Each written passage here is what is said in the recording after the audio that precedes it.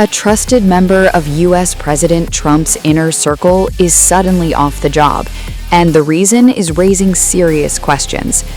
Gabriel Perez, Trump's longtime teleprompter operator, has been placed on unpaid administrative leave amid a federal investigation into alleged trading activity involving the prediction market platform Kalshi. Who is running the teleprompter tonight after this report that the other guy is now under investigation for making money off of reading the president's speech? Obviously, I'm aware of the report. The president is too. I spoke with him about it. He believes it's deeply unfortunate and frankly a disgrace. And the individual that was cited in that report is complying with the CFTC but has been put on paid administrative leave.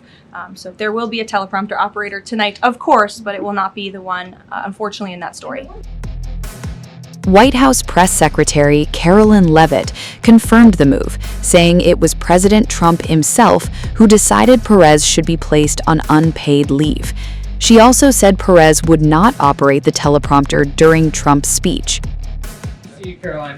Following up on the teleprompter and then one on tonight's speech, what steps is the White House taking to ensure something like that doesn't happen again? Well, the White House has extremely strict ethical guidelines with respect to issues like this. And as I just told you, this individual will no longer be here. He'll be on paid administrative leave. I'm sorry, without pay. The administrative leave is unpaid, to be very clear. That was a decision by the president. So I think that speaks for itself. So what happened? According to Reuters, federal regulators are investigating whether Perez was involved in potential insider trading.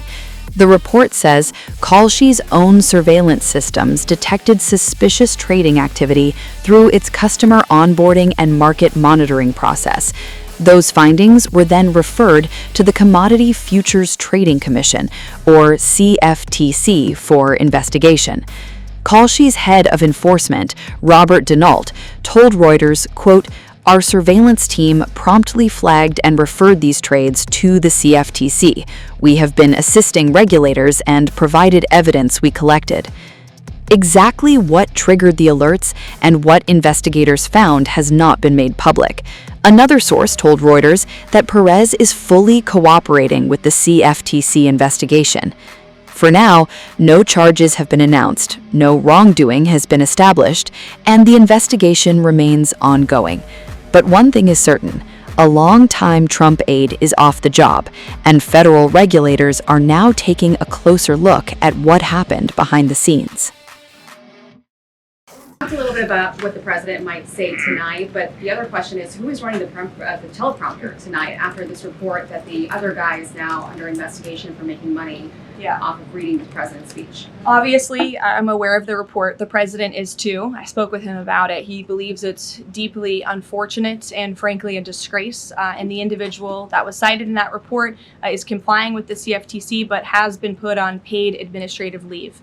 So there will be a teleprompter operator tonight, of course, but it will not be the one, unfortunately, in that story. One more on Iran. The vice president, J.D. Vance, went on this podcast with Joe Rogan yesterday, talked about Israel, in which he said that there are some people within their system that we know beyond a shadow of a doubt who are manipulating and trying to change American public opinion to keep the war going on indefinitely.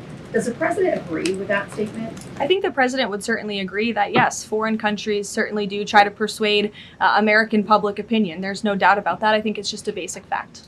Ed. Good to see you, Caroline.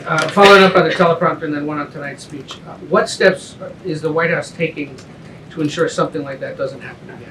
Well, the White House has extremely strict ethical guidelines with respect to issues like this. And as I just told you, this individual will no longer be here. He'll be on paid administrative leave. I'm sorry, without pay. The administrative leave is unpaid, to be very clear. That was a decision by the president. So I think that speaks for itself. On the concerns about the election, will the president accept the results of November's elections? Look, Ed, You should tune into the president's speech tonight before you jump ahead to conclusions about what's actually in the speech. Again, I've seen a lot of reporting and misreporting about what the president will say. We hope CBS will take the speech, and all Americans should take it. Okay, but Are there any other White House staffers or people within the administration who are suspected of also placing bets on Kalshi or Polymarket or other things with some of this privileged information? Not to my knowledge, not that I've been made aware of. And as you saw, I think this played out exactly how it should. Kalshi notified the CFTC of suspicious activity. They investigated that, identified the individual, and he will now no longer be working at the White House. So I think that answers all the questions on this matter. Reagan. Karoline, I have a question for you on the Save America Act and Sure. Senator Graham, and then a quick question on Iran. Sure. Trump said in one of his final conversations with the late Senator Graham that he was talking about the Save America Act and that he felt like they were in a great position with it. Do you anticipate that the Senate is going to be more aggressive to push the Save America Act in light of the fact that it was so important to Senator Graham so close to his death? Sure. Well, since I haven't had the opportunity, let me just express my sincere condolences to Senator Graham's staff and his family. He was beloved by so many here at the White House, especially the president. And I know that the news of his sudden passing was just tragic to all of us, especially the president, who considered him a dear friend. The Save America Act, as I said, Reagan, is of vital importance to this president, and he wants to see it move forward. I understand that Capitol Hill and Speaker Johnson are moving forward with attaching as many elements of the Save America Act as possible to the Budget Reconciliation 3.0. Here we go. The president is supportive of that process, and he hopes that Republicans will vote for this important piece of legislation. The Budget Reconciliation bill not only will address the Save America Act, but also ensure important aid for our farmers and our war fighters, which the president supports as well. Brian. Karoline, welcome back. Thank you. On the Kalshi situation, I have just a few questions on that. Sure. This individual has been accused of making trades around the president's speeches for months. I mean, this has been going on since at least earlier this year, maybe even before that. Did the White House counsel have any awareness that this was going on with this individual? And if not, No.